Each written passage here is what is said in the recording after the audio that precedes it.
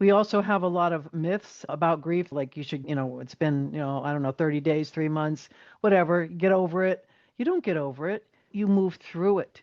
You learn to process it. You learn to own your feelings. And it's not a linear process. It's not something you get over.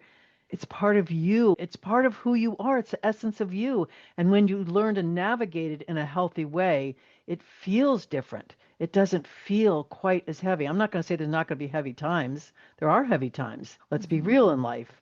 And yet, if you know how to navigate it, you're resilient. You can bounce back. There's something nobody told us about midlife and getting older. The feelings that we have been pushing down for decades, possibly. Maybe the grief over a marriage that ended, or an identity we left behind, the version of ourselves that we thought we'd be by now. Yeah, those feelings, they don't go away. They just wait, lurking underneath it. My guest today spent 45 years in the NICU, 45 years in one of the most intense environments, I would argue, imaginable. And somewhere in that journey, she became someone who understands grief in a way that most of us don't. And here's what I want you to hold on to today as you watch this conversation. It's the idea that grief doesn't happen just when somebody dies. It happens when our kids leave. It happens when our careers end, when a relationship shifts, when you look in the mirror and you don't recognize the person looking back at you. Hello, that was me. That's the kind of grief that we're going to talk about today. Kathy Mela is known as the Grief Navigator, and she has a way, really good way, of reframing all of this that I think is going to land for you. So stick around. This one goes deep in the best way. Kathy, thank you so much for being with me today. I'm so excited to be here, Yvonne. I've been looking forward to it for a while. So you spent 45 years. Is that right? In the Yes, NICU? 45 years. Man, Uh, that's a long time to be in the presence of all that intensity and uncertainty. What drew you there and what kept you there for that long? So I went into nursing. I was trying to find myself, at 19, 20, and figure out what I wanted my career to do. And that's a long time ago. That was in the early 70s. And, there weren't a lot of things open to women. Teaching, secretarial. I thought about being a legal secretary, maybe some accounting, nursing, but I hadn't thought about nursing. And then I kept telling them, I love kids. I love kids. What can I do with kids? And so they had to work for credit at the college, and I got a job at a state hospital, a state mental hospital in the Oof. children's division. I was watching what the nurses were doing there, and I've always been fascinated with our minds. Our minds are just so incredible. And I was looking at what they did. I said, I could do that. I could go to nursing school and get through the other stuff of nursing to do that. And so that's what I did. I went to school to become a nurse, except when I started looking at what was going on in the mental health field at that time. And even today, some of the things I saw did not resonate with me. And I was like, no, this is not something I can do. So what can I do with kids? I thought I was going to work pediatrics. I applied to a big teaching hospital down here in South Florida, and they didn't have an opening in pediatrics. They had an opening in NICU. And I was like, I didn't even know what NICU was at the time. It was still early in its rise as well as compared to what it was then to now. And they gave us a 2-week course in NICU. And I had never seen small babies like that. And it was fascinating. I did that for about almost a year and then transferred somewhere else and worked in a pediatric setting. And then I worked adults for about a year and wound up in pediatrics. And then after I had my first child, I knew that pediatrics wasn't someplace I could stay because of things I saw there now that I was a mother, that I wasn't sure I could be as objective as I was going to be required to be as a nurse. Yeah. Wow. Hmm. And we all have our niche. Some Mhm. people love the baby. And I did love the kids. There were some things that just were not resonating with me. And I wound up back in newborn nursery and eventually back in the NICU and it just took off. I did 20 years at the bedside as a nurse and then went back to school in my early 40s and became a neonatal nurse practitioner. And so it was an amazing career. And I loved a lot of things about it. Like any job, there's always things you don't love about it. And in that process, I walked through a lot of grief. I've written some stories. I've been a best-selling author in a couple anthology books where I talked about this grief aspect and talked about things that happened even before I became a nurse. When one of my cousins was murdered, I had another cousin that we got the message that he was killed in a motorcycle accident and had to go tell my aunt. So just some personal things. And then As I began to work in nursing, my first real death experience was before I became a full-fledged nurse. I was in my pediatric rotation, and there was a little boy who's about 3 years old. It turns out I went to school with his mother, and Oh, he had a severe heart disease and wasn't anything they could do. And he died in his grandfather's arms, and I used to go to the cemetery and see him for a while. And so these things, that's over 50 years ago that I had that experience. I know we're talking about heavy stuff, so I want to talk about this. Yes, yes, this is heavy. And what has helped me walk through those many experiences of personal and professional grief is realizing that grief, that's not the only grief we have. And in my nursing career, I was always interested in death and dying. When I worked in the adult world, it was a very different time. There were people with cancer then that made choices that they didn't want to continue, and you could help them then. You can't now. There's laws against that. And so, I was a part of that sometimes with hanging some medications that allowed people to drift off rather than some of the things we do today. And again, we don't have mm, to go down that rabbit hole. And so I always felt like there was this thing about death that we live these amazing life, and yet at death, I saw so many people that were alone, not with family. Like I really looked at all these pieces of it. And there's a lot of things I can, go down that. We can talk about that a little more if you want to, and we're all going to be faced with it, whether it's our own death or whether it's someone we love, a friend, a family member. We are faced with this all the time, and in our culture we tend to not want to talk about it because it's heavy. Oh my gosh, death is heavy. mm-hmm. Yes, and it's also a reality of life. Getting our hair done is a reality of life. Buying groceries, having to go get gas and see the prices go up. I mean, we have a lot of things going on in our lives right now that are heavy, and we can't keep stuffing them. It's not healthy to stuff them. So my aim right now is to help people, help with especially women, especially later in life, and it doesn't necessarily have to be women over 50. It can be anybody who's experienced a loss and is looking to shift that vibration for themselves, shift how they feel about that to really a feel good, healthy way. Like we don't know how to navigate grief in a healthy way. And we have grief every single day. You'll say, I don't have grief. Yes, we do. There's these little griefs every day, these little things. Oh, I said something to somebody. Oh man, I wish I didn't say that. Or, I gave somebody a look, or I was grouchy with my husband this morning, or with my kids, or whatever the thing. And we don't call it grief, and yet it is grief. It's this little bit of grief. And then we say, oh, and then okay, well, it's all right. We brush by it. And again, don't talk about it as grief.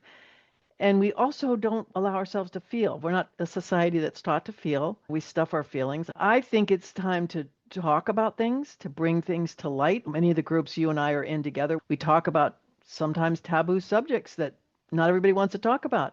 And it's important. Some people don't believe in it, and that's okay. You don't have to. I believe in getting things out in the open and having discussion about it. I think it's healthier because then you know how I feel, I know how you feel, and we can talk about how to navigate those feelings and what do we do next rather than just sitting in the heaviness of an intense grief. A loss of a person or even an animal is pretty intense for people. And if we don't build up the resilience in the day-to-day griefs, then we don't know what to do when those big ones happen. And then that's when people fall apart or get stuck or get angry or can't move forward. Keep, I know people who've kept stuff in a room just the way the person left it for 10 years Yeah, or that more. happens. I think that that happens a lot, doesn't it? Yeah. Hmm. Tell me a little bit about the pivot from nurse practitioner to grief navigator, you know?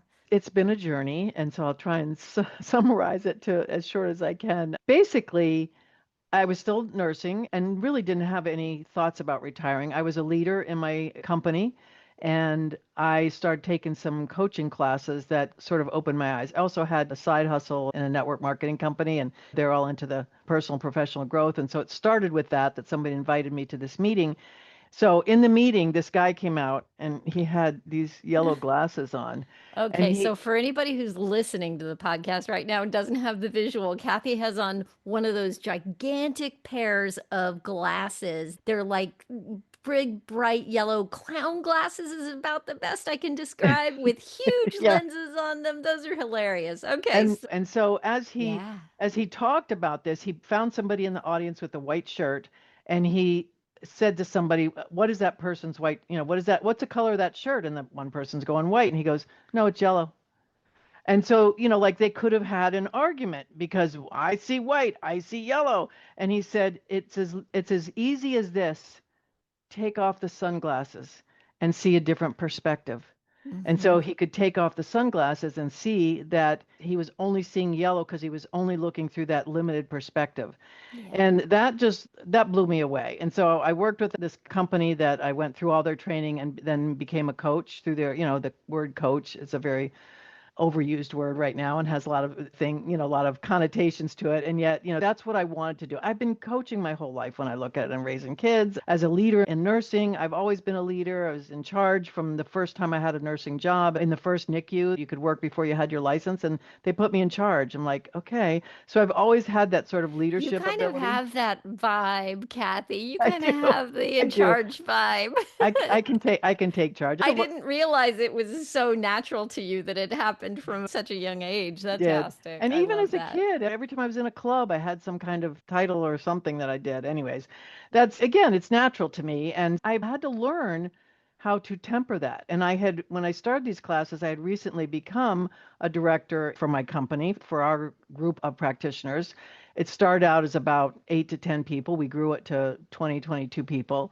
And I had a great time, and I learned a lot about leadership, and I learned a lot about myself and people and navigating through people. And again, the griefs, the things I've hired a lot of people, I've fired a few people, I've had to counsel people, so all of those things that come with leadership, people don't talk about that. They say it's lonely at the top. Sometimes it feels lonely. You have to find another leader that you can chat with about that. So I thought that I would go more into leadership coaching in all of this. And that's where I was sort of going with it. And I was recently, because I am getting ready to move, looking through some old journals and found I've been talking about this grief thing for probably at least 8 of my 11 years of being a coach, an official coach with the quotations. And I was resisting it. Let me ask you Yeah. something. So you were still working as a nurse practitioner? Yes. What was it because you wanted to move away from the medical field? What was pulling you? Because clearly I'm hearing this. You were pulled towards the idea of coaching and landed on grief. What was the pull? I think I was thinking for later on in retirement to some degree of something to Okay. do. And Yeah. also, like then things happen, and I kept telling myself I wasn't ready to retire. So one of the things that happened is in 2017, one of my best friends died from ovarian cancer, which is why I call my business Teal, True Empowering Authentic Leaders, and teal is a color for ovarian cancer. And many of us walked through her death, and it felt like it was heart-wrenching and it was hard. And I also know that my dear friend Rita would not want to see anyone wallowing. She was not a wallower, and she'd be like, get yourself up off your butt and go do something. And I made a commitment to her when she passed that I would live full out in my life. And so that's what I've been doing, being mindful. And I thought that it was going to be in the nursing field for a while, even though I was having some personal things. And then sometimes a door, if you're not willing to look at the doors that are opening for you, sometimes, whatever you believe in, God, the universe will just smack a door closed. And that's what happened. I had developed a position with the company that I was working with as a national director. My desire was to be a voice for the people on the ground, for the providers on the ground, to the company, to the corporate side of it. And the corporate side of it wanted me to be the voice for them to the providers on the ground. And we were a mismatch. And I didn't see it at first. And so I was in it almost 2 years. And they came to me and said, we're going to eliminate this position.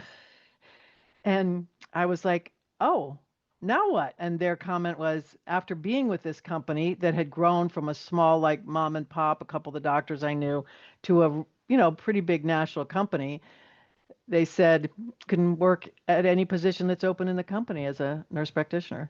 And I was like, oh, okay. For probably an hour or two, I was in resistance and I was not happy. And I called one of the doctors that I was close to and we had conversation about it. And then I realized, okay, thank you. I needed this door to close for me to fully embrace who I am as a coach, as a mentor, as a guide, to play in a different arena. And that's when I decided I would retire from the healthcare arena and be a coach full time. Well, I won't really say full time, just be a coach. It's like I have a large family. I'm a mom of 4 kids. I have 7 grandkids.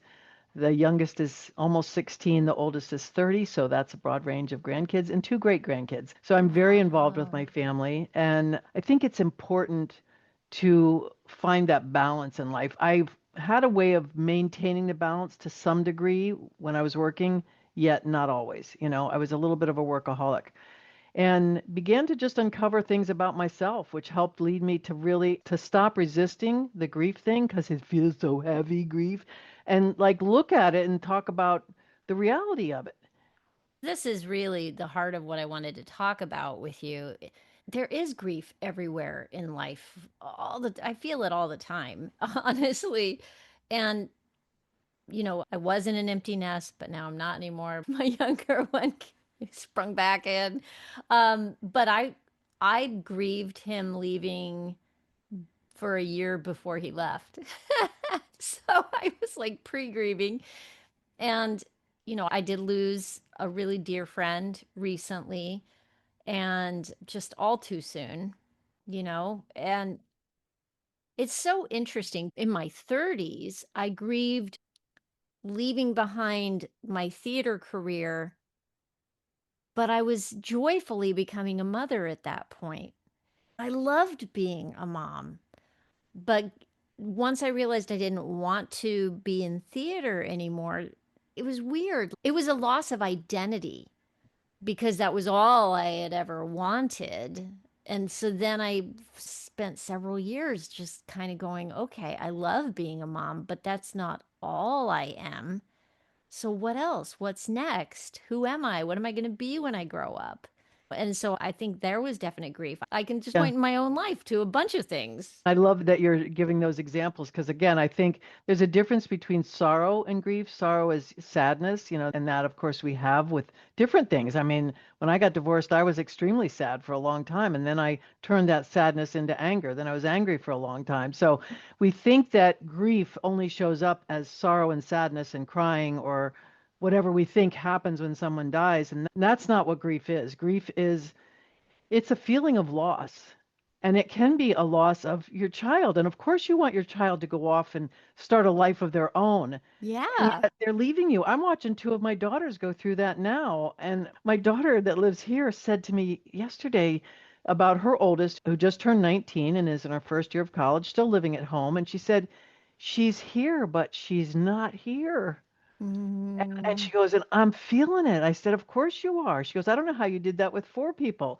And so I think that, these are the things that we don't talk about. They talk about empty nest syndrome. What does that mean? It's just when the kids go off. We don't talk about the feeling of it. What does that feel like? And how long is that going on? Like you said, you were pre-grieving for, it's coming up. You're like, I know I want him to go off and go to college or get a job or whatever he's doing, but I don't want him to go. And so we go through that, and that's real stuff. That's the reality of grief. That's the reality of life. Joy and sorrow coexist. We have to think about the two sides of the same coin. And grief is a side of a coin that still can be joy. There can be joy in grief. When my mom passed, my brother called me and he said she'd had dementia for several years and she didn't know anybody the last, at least 3 to 6 months. And my brother said, is it wrong for me to feel relief? No. Why do we make ourselves wrong for our feelings? No, I feel relieved. She's not suffering. We're not suffering watching her. I yeah. call it leaving before you're gone. The mind goes, but the body's still there. And watch sometimes we watch people with their minds still there and their bodies start going. And this is the again, I keep saying things like nobody gets out of this life alive. We're all going to face that at some time, and we can ignore it and hope it'll go away. And it's just like anything else that we ignore. It doesn't make it go away. Sometimes it makes it worse. Sometimes it makes it more accentuated, you know? I'm picturing the idea of a beach ball and trying to push the beach ball under the water and how it just wants to pop back up, like when we don't Yeah. acknowledge the stuff that's really going on with us. Which brings up a question. What do you think happens when we don't name it as grief? And what does that cost us? And I think those are important questions that if you're going to do some of this grief work, is finding out what is it and what are some of the other things that are showing up in your life that are part of grief, like anger. You know, anger is a form of grief. There's a thing, I don't know if you've ever heard of it, called widow brain or widow fog. And I had never heard of it until a few years ago when a friend of mine's husband passed, and then another one's husband passed, and they started talking about this. And one of them, she said, she remembers it was about 14 months after he passed, the fog suddenly lifted.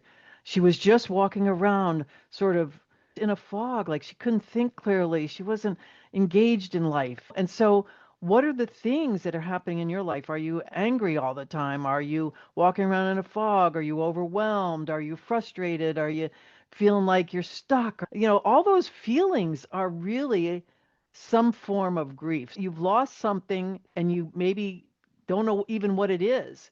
And you might need some support just to figure out what is it that you feel like you lost.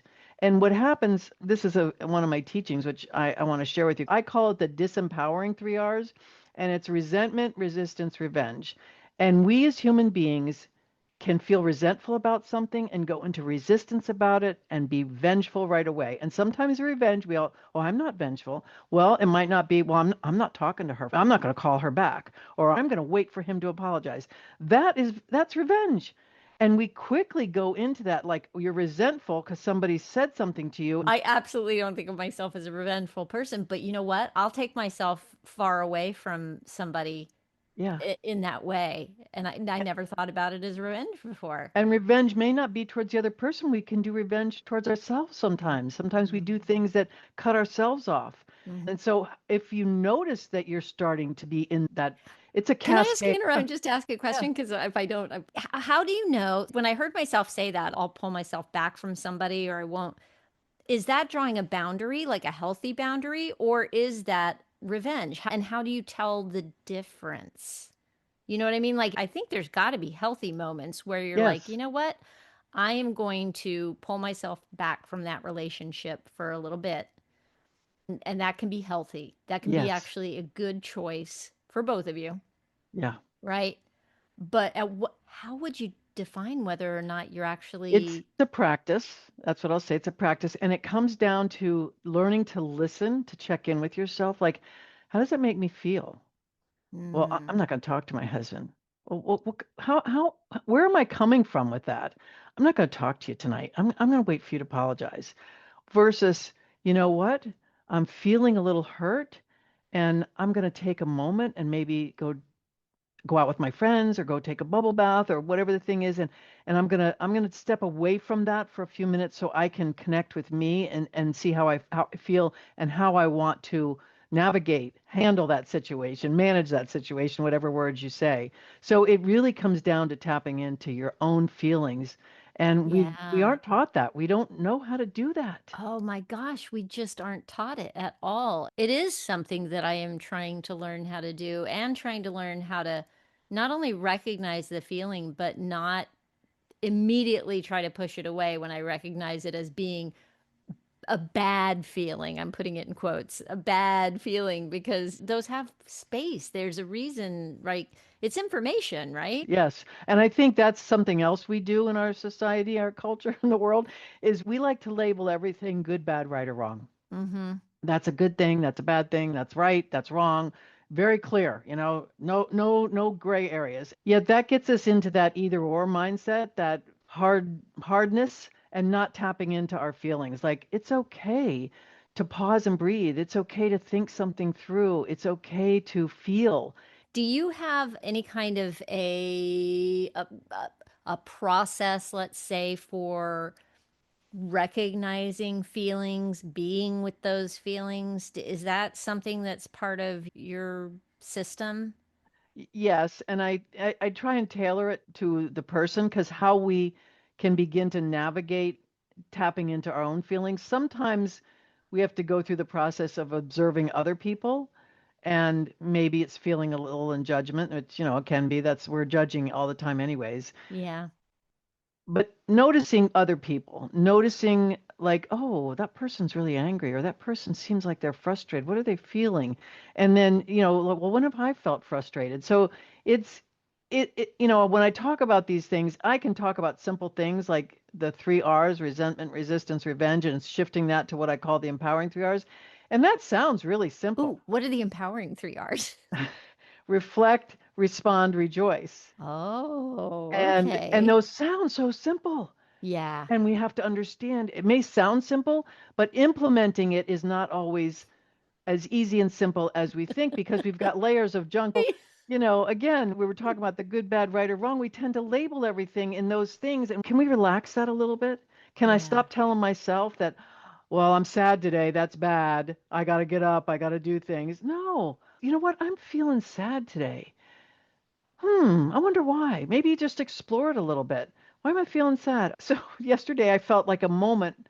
I had a bunch of stuff that the Breast Cancer Foundation picked up, and I had a moment of feeling like, I don't know if it was sad, but I told my daughter, I said, I looked out and it was all gone. I went, oh, it's all gone. Oh, you were getting rid of Yeah, stuff and stuff. things for the Yeah, move. So you put stuff out, the Breast Cancer Foundation came and took it, and that stuff was suddenly gone and you felt sad. yes. Yeah, And yeah, I get again, I'm that. not sure it was sad, but it was sort of like an emptiness, like all that stuff, my stuff is gone. That's a form of loss. And then I went, you know what? I chose this. It's okay. I wanted to let it go. I'm going to be okay with this. And I don't know that I would have done that exact same thing 5 years ago, or a year ago, or 10 years ago, because there's been times when I did cling to things. I clung to my marriage for a long time, even though it was dissolving and everybody told me I should walk away. And I couldn't. I was like, I had all these things going on in my head about how it was supposed to be.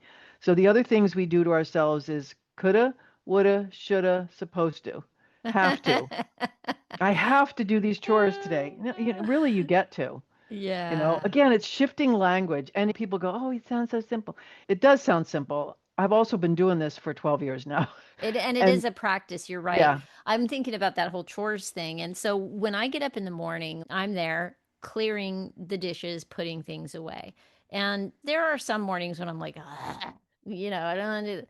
But then every now and again, I can catch myself and go, you know what? This is something I get to do to support my husband when he gets up so that he can get up and make his coffee. And that's something I get to do to show love and support for my husband, my kids. And so when I can look at having to do laundry or having to cook or having to do the things, I do quite literally stop myself sometimes and go, no, you get to, Yvonne. yeah. You have these people in your life that you get to do this for. That is actually shifting. You're shifting those disempowering 3 R's because you're having some resentment. I got to put these things away. And you could go into the other ones, the resistance. You might have a little resistance. I'm not going to do this. You paused. I say the pause and the breathe. Pause and breathe is one of the best tools ever.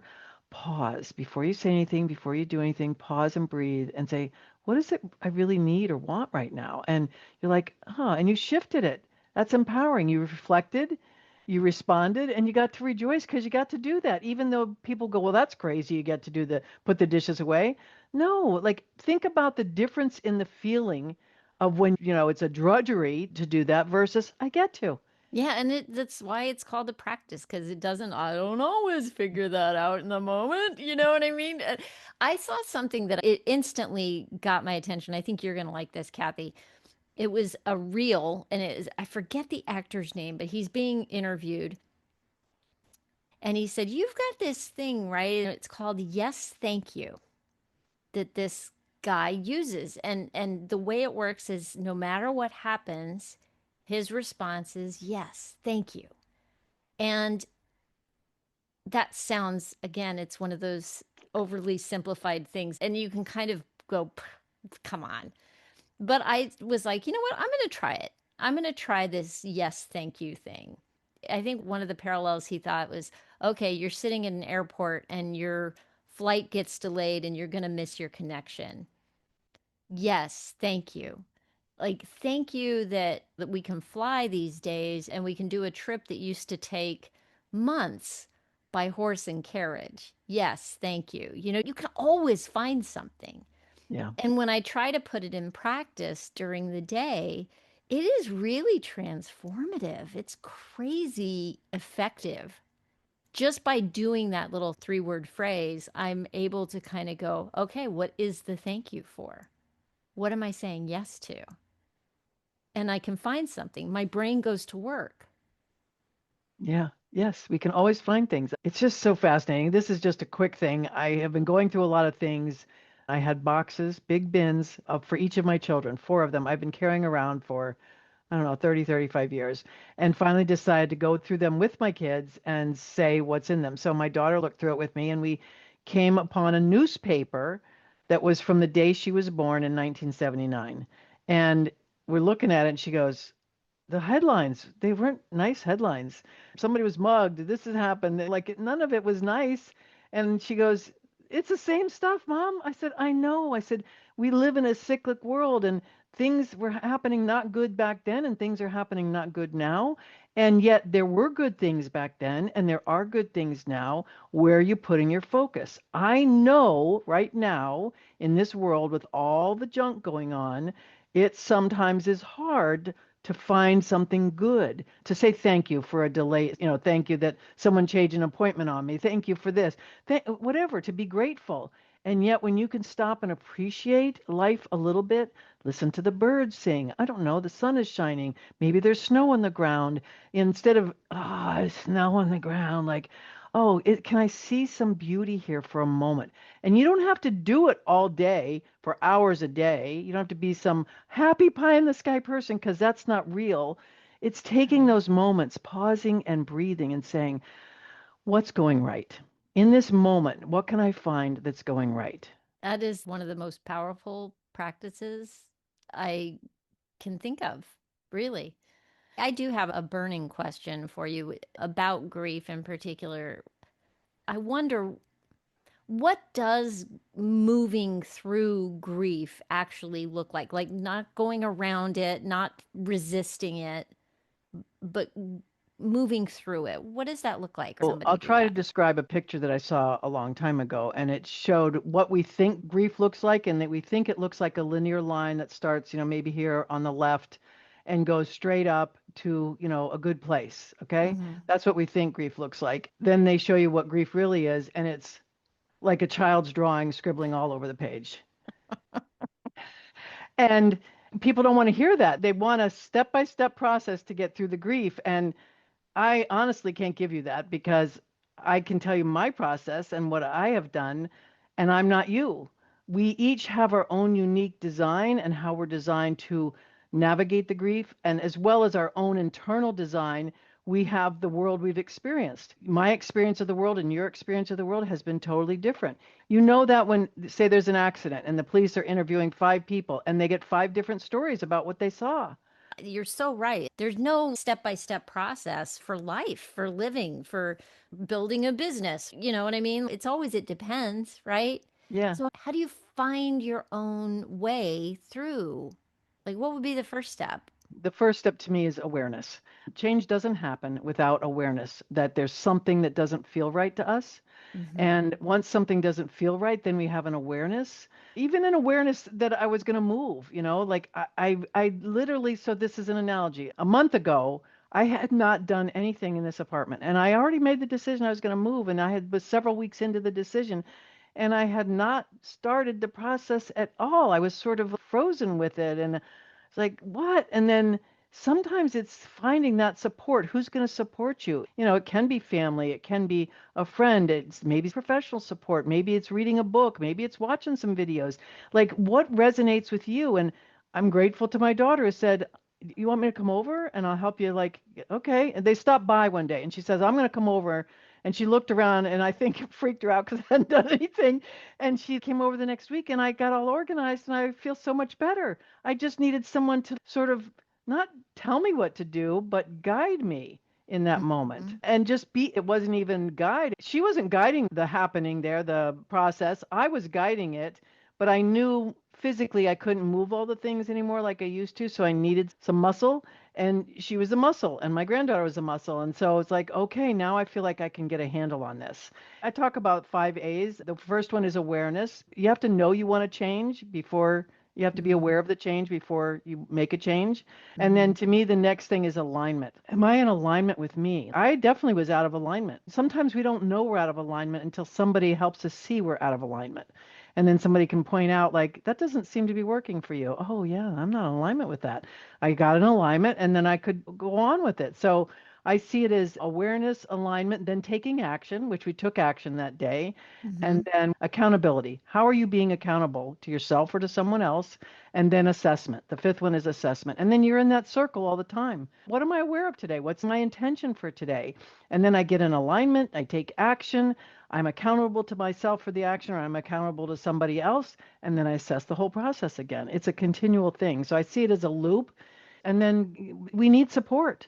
That's the accountability piece. So I did some research on accountability a while ago, and I haven't done it recently to see if there's any updated research on it. And the interesting thing is that we think we can be accountable to ourselves, and often we can, but we sometimes need that support in the beginning to really get the accountability well. And I still believe we need support. So the statistics show that if you have a goal in mind, you have something you want to accomplish, that if, and I'm going to throw out numbers that may not be exact because I don't remember them exactly, but if you have a goal and you're going to be accountable to yourself, you're probably going to be somewhere like 40, 45% successful. If you have somebody to be accountable to, it jumps up to something around, I think, 60%. And then once you're have somebody to be accountable to, a date and a time set, then it jumps up to something like 90% success. So I go for the 90%. I have an accountability partner. We meet every 2 weeks. We talk about these things. And I'm not saying you have to have an accountability partner, but what is helping you accomplish, first of all, what is helping you be the person that you want to be, that you're designed and created to be? I was just wondering with the accountability part of it. So your A's were awareness, Alignment, alignment, action. action. Like action could be, let's go with the idea of widowhood, and you've got to clear out your spouse's belongings, right? So action could be like actually taking the steps to go through a closet, Yes. And it right? could even be, action can also be getting your head ready to do that. So Mm, sometimes we think action has to only be physical. Some of the action may be mental, getting your head mm. to a place where you're ready to go through the closet. And I have a friend who lost her, my accountability partner lost her husband last year. And I've watched her go through this, a lot of this. And, we've, again, navigating this in the way that works for her. And a lot of the ways it worked for her was she had to get there. She had to be ready. And so a lot of it was thinking and processing and feeling it and allowing the feelings and then talking to whoever she needed to talk to and then getting the support she needed. She had siblings and children that came and helped her when she was ready to do the things with the house. And then she would also say to And them, that's look, accountability, right? Because then yes. you've got a date with somebody, they're showing up at your house, you've got an action to go forward with. And she Yeah. even said she had to have some days where she said, "Okay, that's enough for today. I can't Yeah. do anymore. Don't ask me for one more decision today on anything." Yeah. And Yeah. there were some things she couldn't make a decision for. She goes, "That goes in the no decision pile." I can't think about that now. So that comes to self-awareness, knowing yourself enough. And that's a lot of what the coaching is getting to know yourself better. And I've had a few people that were, as they were going through these grieving process, would call me and we'd have discussions about what they're feeling. And then they could move on. If somebody has, so the widow example, that's clearly like a grief from death, but if somebody's sitting with something that they haven't let themselves grieve yet, that they maybe can't even name, what would you recommend for that person? I would look at behavior patterns. Hmm.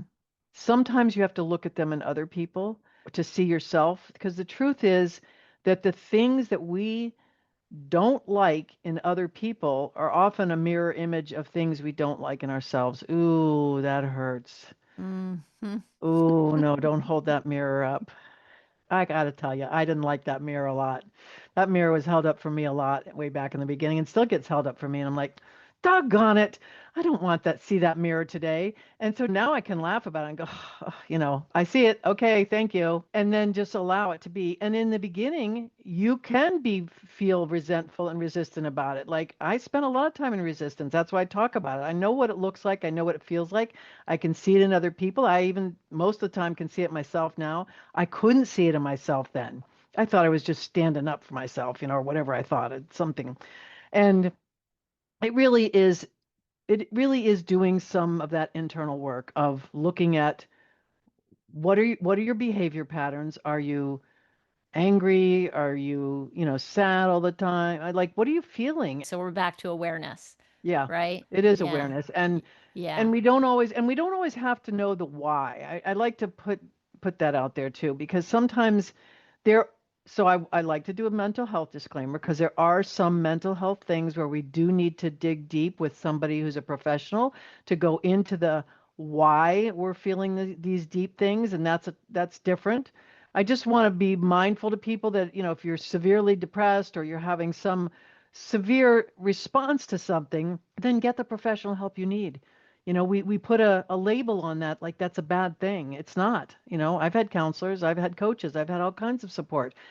We were not meant to do this life alone. And I don't know where we get this thing like, I got to be tough. I can handle this alone. I got it. I can do it myself. We also have a lot of myths about grief, like you should, it's been, I don't know, 30 days, 3 months, whatever, get over it. You don't get over it. You move through it. You learn to process it. You learn to own your feelings. And it's not a linear process. It's not something you get over. It's part of you. It's part of who you are. It's the essence of you. And when you learn to navigate it in a healthy way, it feels different. It doesn't feel quite as heavy. I'm not going to say there's not going to be heavy times. There are heavy times. Let's be Hmm. real in life. And yet, if you know how to navigate it, you're resilient. You can bounce back. You come through it feeling different than you did when you weren't aware. And maybe just knowing that it isn't a straight line or there's no time limit on it might give somebody freedom around, not feeling like, oh, what's wrong with me when it does come back around to bite you in the butt, Yeah. right? Or Yeah. is there anything else that you think is super important for somebody to know about grief that we haven't touched on today? I mean, I'm sure there's a Mm, ton. There's a ton. I'm going to go back to the good, bad, right, or wrong, or making yourself wrong or bad because you're going through something. I think if we could learn to be a little kinder and gentler with ourselves and have more compassion for ourselves when we're feeling the things that we're feeling, I think to me that's really important. I talk about self-compassion a lot. And I do say women, and yet I also know men are not very compassionate with themselves either.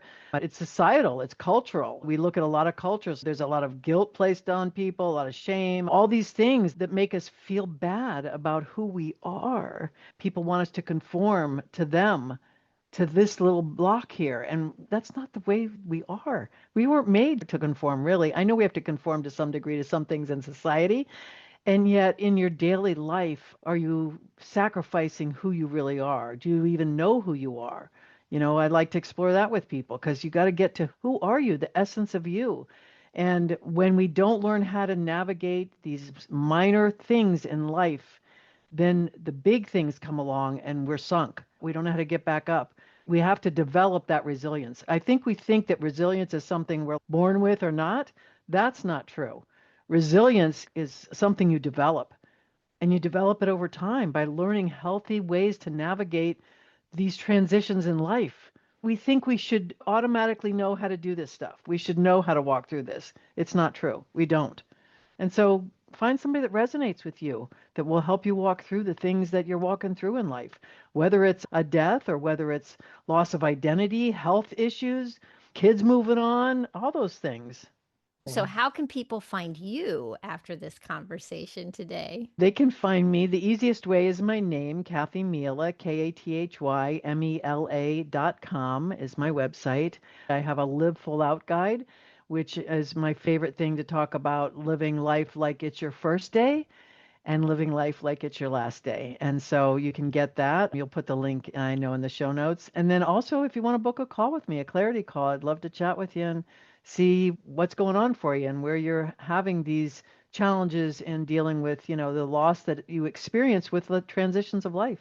I haven't done coaching with you directly, but in the conversations that we have had over time in group settings, I'm just testifying to your wisdom that you bring to Thank you. situations, to particular situations too. Like it's one of the reasons I wanted to have you on the podcast is because every time you open your mouth in one of our group conversations, I'm like, yeah, Kathy, yeah, or oh, I hadn't thought of it that way, you know. So Yeah. this is Well, great. thank you. I Thank you appreciate for that. being with us today. Thank you for having me.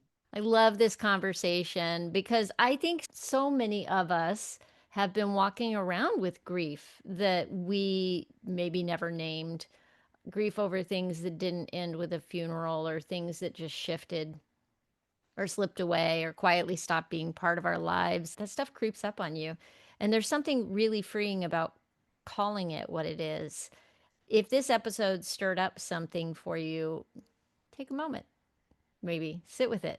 That's not a bad thing. It's that awareness that Kathy was talking about. It's actually the beginning of something. I will have everything in the show notes if you do want to connect with her. And if you're new here, by the way, welcome. This is Late Bloomer Living. We talk about reinvention and creativity and what it really looks like to live fully in this season of life. And there's a lot more where this came from. So be sure to hit the subscribe button so that you don't miss the next episode. And if this did resonate with you, share it with somebody who needs it. That's how we find each other. I'll see you next time. And until then, bloom like you mean it.